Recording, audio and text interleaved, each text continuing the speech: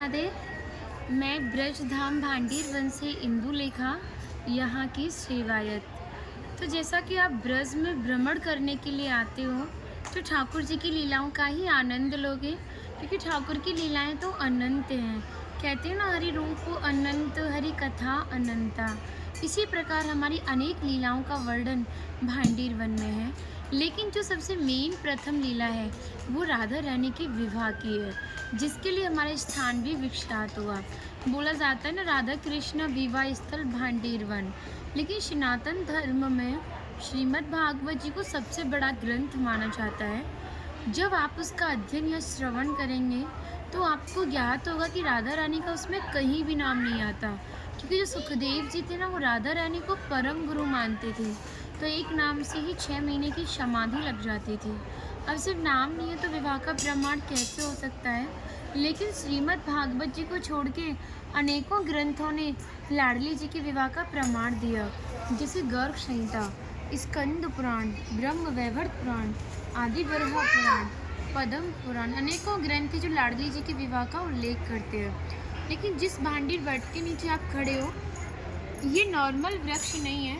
श्रीमद् भागवत जी में प्रमाणित है भांडीर वट। इसका एक श्लोक आता है 10वें स्कंद के 18वें अध्याय में 22वां श्लोक कि बृहंतो बाहि मानस्य चार यंत्रस्य गोदनम भांडीरकम नाम वटम जम्बू कृष्णा प्रोगम।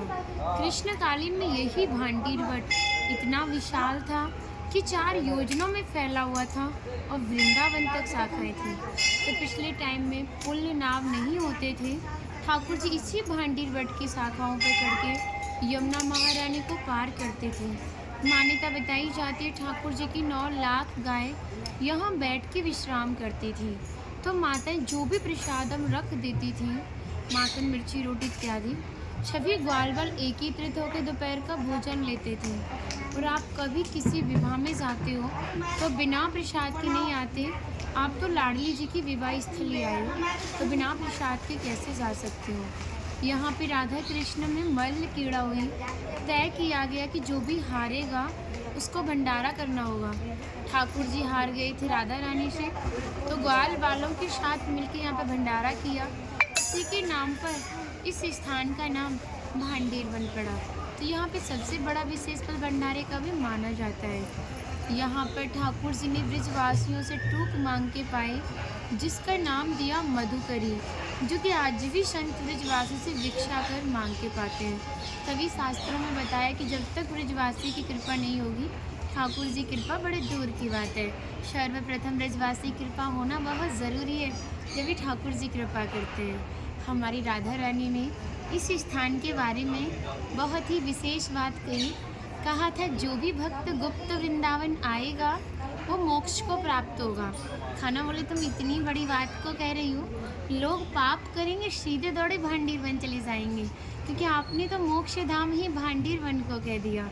फिर यहाँ पर बहुत भीड़ इकट्ठा होने लगेगी।